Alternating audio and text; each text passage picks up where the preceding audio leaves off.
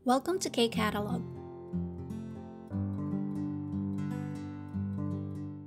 KIIP Level 2 Unit 7 ng textbook pa rin tayo. Second part na tayo ng vocabulary and grammar. Start tayo with OHI vocabulary. Sabi dito, 다른 사람을 방문할 때 어떻게 해요? Kapag daw may ibang tao na bibisita, paano ang ginagawa? So, tingnan natin yung set of words natin.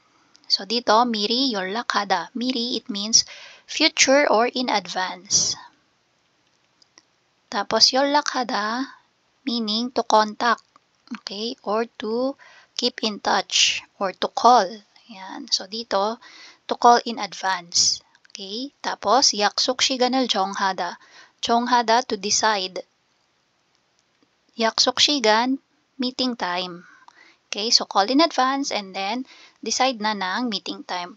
So, pwede ding isali yung meeting place kung saan magkikita.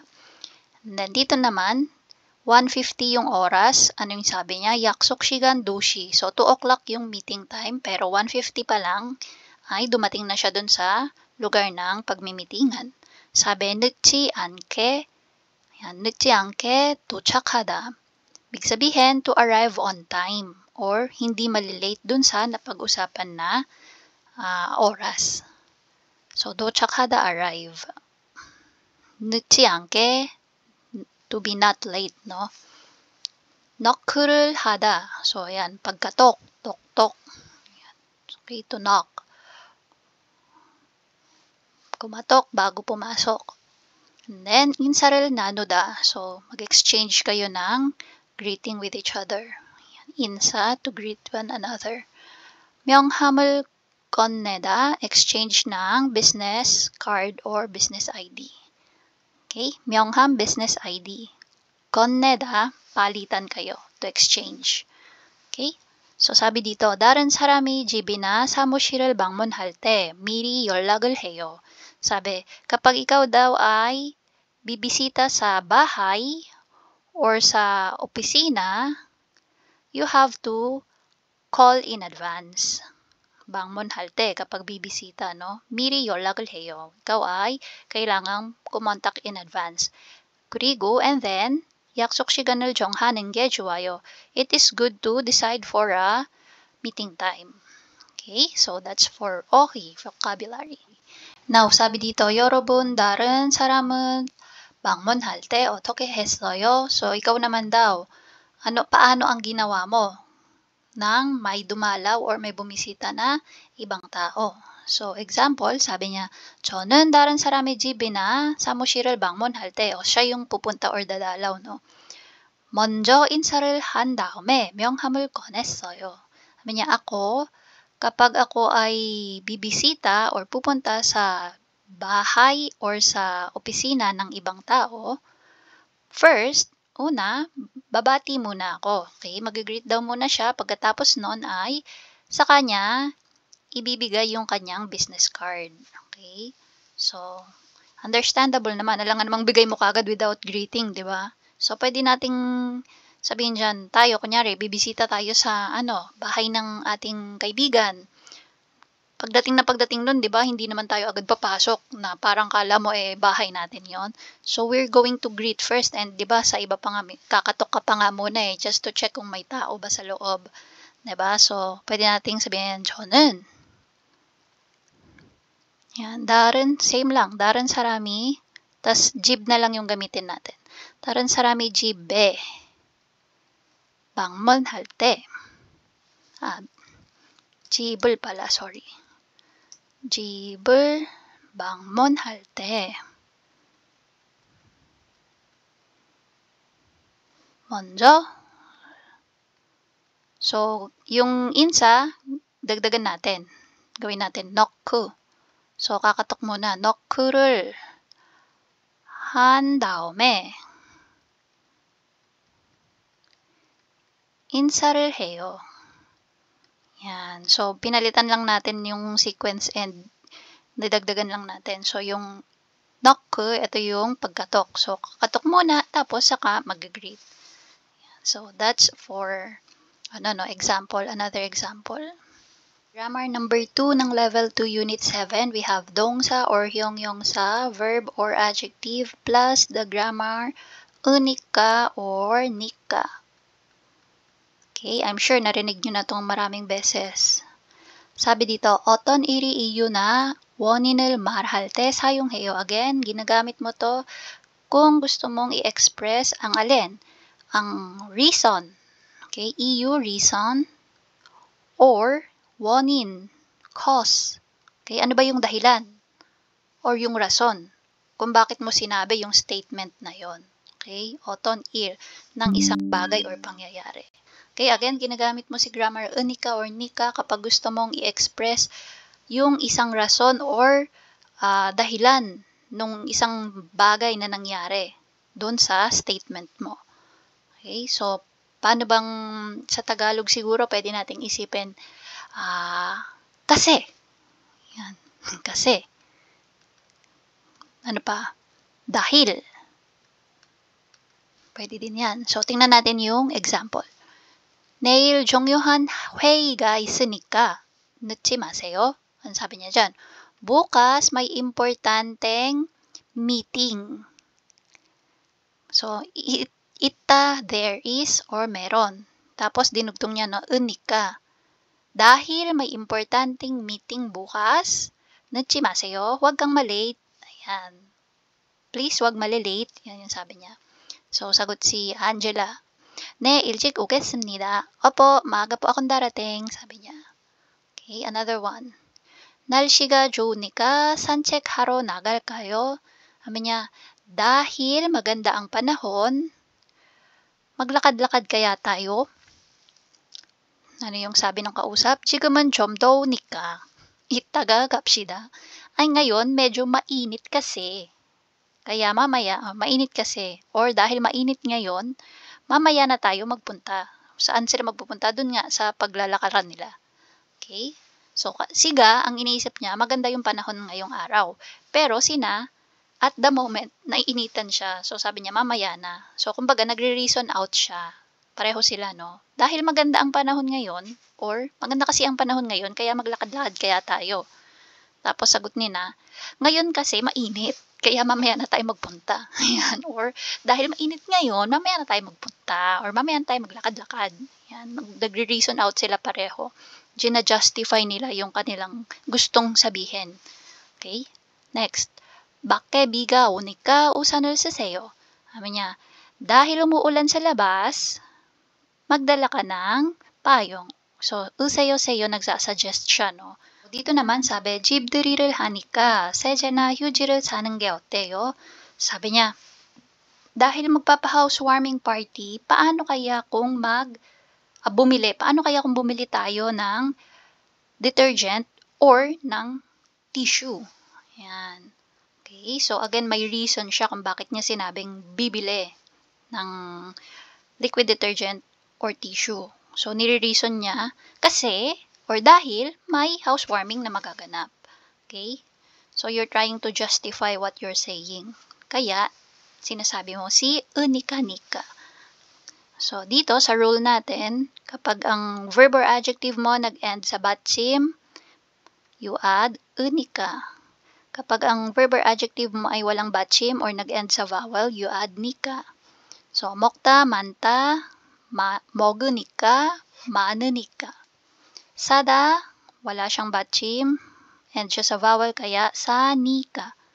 힘들다, again, another irregular adjective. So, real na siya originally, kaya yung real mawawala, madadrop. Tapos, magiging nika lang yung idadagdag. 힘드니까. Okay? So, that's for the rule ng unika-nika. Now, dito sa baba, meron tayong tip. So, ang sinasabi lang dito, pwede mo din daw siyang gamitin or idugtong sa noun. 명이다는 이니까로 사용해요. So, sabi, kapag 명사 yung dudugtungan mo or noun, pwede mo din siyang gamitin, pero medyo maiba lang ng konti yung rule. So, kapag si noun mo ay may batchim or nag-end sa consonant, you add inika. Pero kapag wala naman siyang batchim or nag-end siya sa vowel, add nika. Yan. So, gawa tayo ng example. For example, kumakanta ka, ang ingay mo, hindi mo chine-check yung oras, gabi na pala. So, habang kumakanta ka, sabi ng mama mo, "Nore, buruji ma, wag kang kumanta." Siyempre, tatanong mo, "Weyo, bakit po?" Tapos, sasabihin ni mama mo, "Baminig ka." Okay? Baminig ka. Yun yung reason niya. Gabi na kasi. Yan. Another one, hakyo, yung wala namang batchim. So, ito magiging hakyo nika. So, yung situation, kunyari kasama mo yung kaibigan mo, naglalakad kayo. And then, nakakita kayo ng flagpole. So, ngayon, na-curious yung kaibigan mo. Sabi niya, "Uy, bakit may flagpole dito?" Sagot mo, hindi niya napansin na school pala yung dinadaanan nyo. So, pwede mo sabihin, hakyo nika. School kasi to. Or, dahil school to, kaya may flagpole. Ayan. Okay, so, yan yung ating unika-nika na grammar. Tapos, pwedeng maging question is, ano ang difference between the grammar aso, also? Yan. Na nagre-reason out din yung that's why natin na aso, also. Okay? So, si aso, also, ito ay gagamitin mo kapag cause and effect yung inaano mo, gusto mong bigyan diin dun sa iyong statement. Kapag unika-nika naman, kaysa sa action, mas nagfo-focus ka sa reason. Okay? You're justifying. Okay? Focus on the reason kung bakit mo sinabi or sinagot yung bagay na yon. Katulad niyan, dito, sabi niya, "Neil jongyuhan heiga isunika, nuchimaseyo." So, yung action niya is, wag malate. Yun yung utos niya. Pero, bukod dito sa sinasabi niya wag malate, yung pinaka-binibigyan diin niya is, dahil sa kadahilan ng may importanteng meeting bukas. Okay? Yan. Tapos, if mapapansin nyo, si Nika, ang usual na ending niya yan, kayo, pshida, useyo. Yan. So, si aso, oso, heso, hindi mo siya pwedeng gamitin kapag ikaw ay gagamit ng statement na nag-end sa real kayo, biyopshida, and useyo. Yan. More on unika-nika kapag ito yung mga ending. Okay. So, again, cause and effect kapag aso, oso, heso. Yung unika-nika, more on pinopoint out mo yung reason or you're justifying yung iyong statement.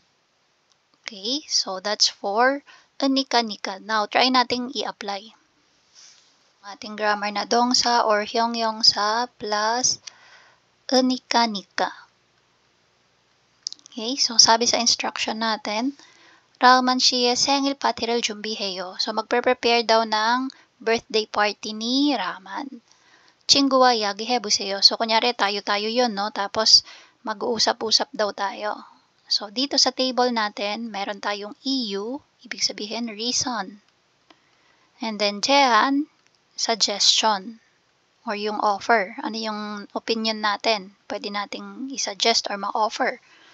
Tapos, dito sa first column, yung kumbaga topic siya, no? So, sa example natin, yung bogi, yoil or shigan. So, kailan. Okay? Tapos, yung reason, 토요일에 한국어 수업이 있다. May Korean class daw ng Saturday. Tapos, yung suggestion, 일요일에 만나다. So, mag-meet daw ng Sunday. So, ngayon, tingnan natin kung paano yung ginawa. Dito, guusap sila, no? So, ang magiging format is conversation. So, yung question, 생일 파티를 언제 할까요? So, ang ginamit niya is 언제. Kailan natin gagawin yung birthday party? Since ito yung topic, no? Oras tsaka araw. Kaya, when yung tanong niya. Tapos, yung sagot, 토요일에 한국어 수업이 있으니까. So, nagamit na yung unika na grammar. So, dito siya dinagdag. Okay? 있으니까. Dahil may Korean class ng Sabado, 일요일에 해요.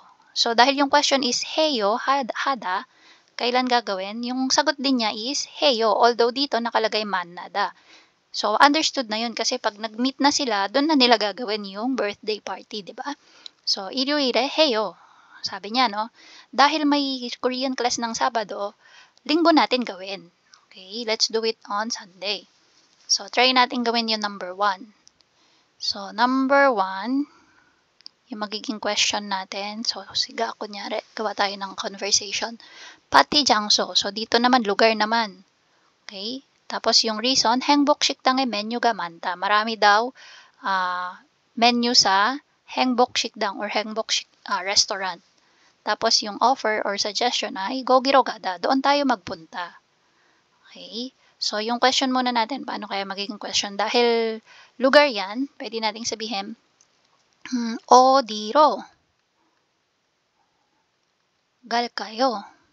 Saan tayo pupunta that day? So, alam na natin na yung about sa part yung pinag-uusapan, no? So, kahit hindi na detail yung statement natin dito. 어디로 갈까요? Saan tayo pupunta?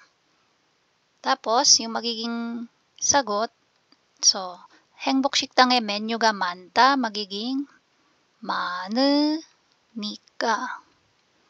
거기로 가요. Okay? So, pwede natin itong gawing gayo. Okay? So, hindi ko na isusulat. Sige, sulat. Sulat natin. 행복 식당에 메뉴가 많으니까 dahil maraming menu dun sa 행복 restaurant, doon tayo magpunta. 거기, there. Kayo. Or, pwede din, yung ending natin, pwede nating palitan, no? Depende sa gusto natin. 거기로 가자. Doon tayo, let's go there. Or, 거기로 갑시다. Yan. Tapos, number 2. So, number 2 dito natin gawin number 2. So, 선물. So, yung birthday present. 라만 씨가 꽃을 좋아하다. So, gusto daw ni Raman ang mga bulaklak. 꽃을 선물하다. So, ang gift daw ay bulaklak. So, pwedeng ang question natin is, 무슨 선물을 할까요? 무슨 선물을 줄까요? Yan. Anong regalo kaya ang ibibigay natin? Tapos, ang isasagot natin, 라만 씨가 꽃을 좋아하니까. Dahil gusto ni Raman ang mga bulaklak, 꽃을 선물하다. Ito, papalitan natin ng gawin natin 꽃을 선물하는 거 어때요? Yan, pwede din yon. 하는 게, dahil conversation naman siya. 어때요? Parang tatanong mo rin sila. Okay? Paano kaya kung, dahil gusto ni Raman ang mga bulaklak, paano kaya kung bulaklak yung iregalo natin sa kanya? So, yun yung magiging natin, no, sagot. So, Raman 씨가, i-color code ko na lang para mabilis. 라만 씨가 꽃을 좋아하니까. So, 라만 씨가 꽃을, tapos dito na lang natin. 좋아하니까.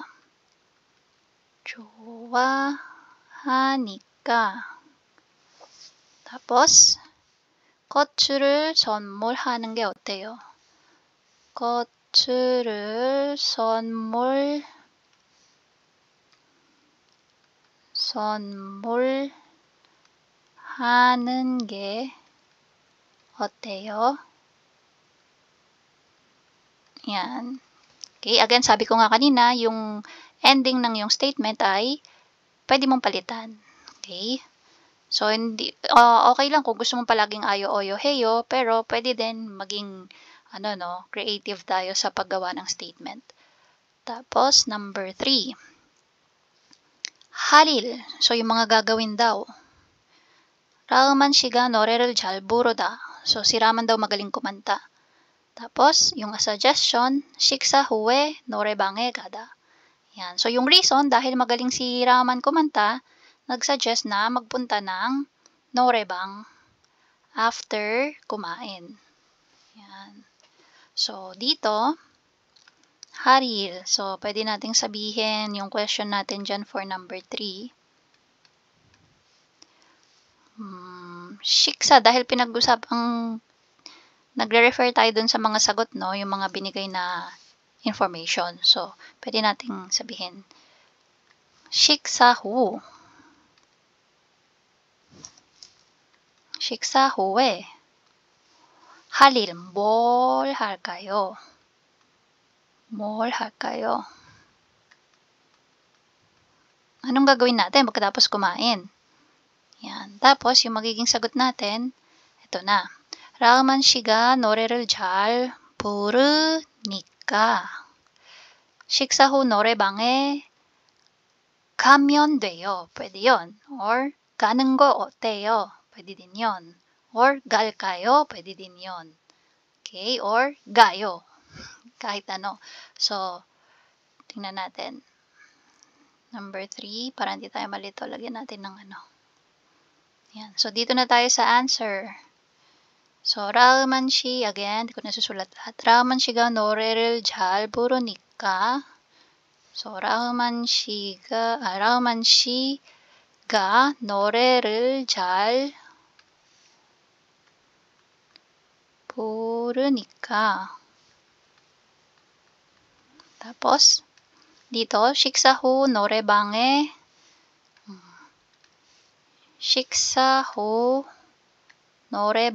tapos yung ending, depende kung anong gusto nyo. 가는 게 어때요? 가는 게 어때요? Pwede yan. Or, pwede ring, as simple as, gayo. Yan, nasa na. Hindi pala patanong statement. 식사 후 노래방에 가요. Yan. Or, pwede ding, 갈까요? Okay? So, anything is okay as long as grammatically correct siya. Number 2, 한국 친구가 여러분의 고향에 갈 때 무엇을 준비하면 좋아요? 그 이유는 뭐예요? So, 사bi niya, yung kaibigan mo daw na Korean, kapag pupunta sa lugar mo, ano kaya ang magandang i-prepare? So, sasabihin mo yung mga i-prepare niya, no? Tapos, ano yung reason mo kung bakit yun yung sinabi mo na i-prepare?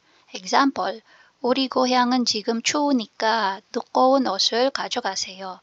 So, dahil malamig sa lugar namin ngayon, magdala ka ng makakapal na damit. Ayan. So, yung reason niya is dahil malamig. Okay? Kaya, sinuggest niya na magdala ng makapal na damit. Okay, so ano pa? Halimbawa, sa Pilipinas, di pa madalas, most of the time, mainit naman sa atin.